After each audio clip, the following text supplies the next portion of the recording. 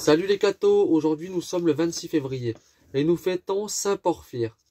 Saint Porphyre, né à Thessalonique, de parents riches et vertueux, fut élevé dans la piété, dans la crainte de Dieu ainsi que dans les sciences divines et humaines.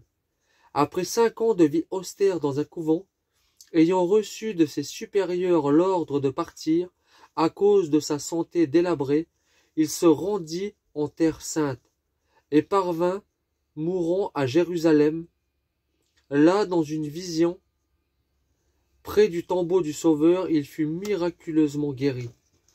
Admirons la conduite mystérieuse de la Providence. C'est Dieu lui-même qui dirigeait son serviteur vers la Palestine, où la réputation de ses vertus et de son mérite le fit bientôt élever au siège épiscopal de Gaza.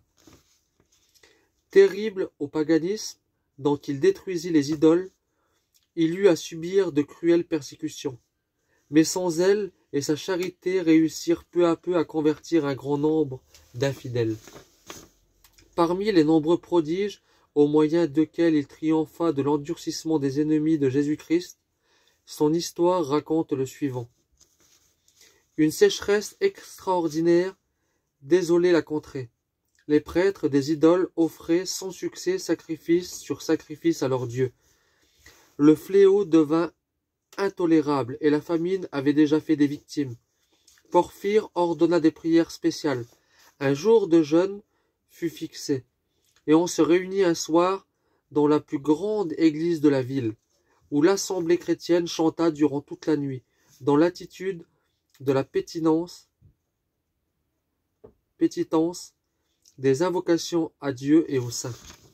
Le lendemain, une procession fut faite alors hors de la ville, au tombeau des martyrs, mais quand elle revint, les païens avaient fermé toutes les portes de la cité.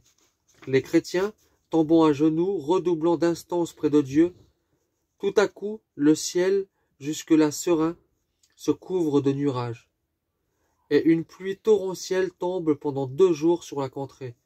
À cette vue, les païens ouvrent les portes et s'écrient « Le Christ a vaincu !» Ce prodige détermina la conversion de plus de 200 idolâtres.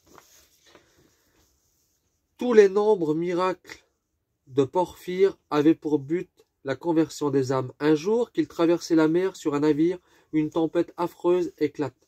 Le naufrage est inévitable, mais Porphyre, éclairé de Dieu, déclare au pilote que la tempête cessera dès qu'il aura adjuré l'hérésie d'Arius.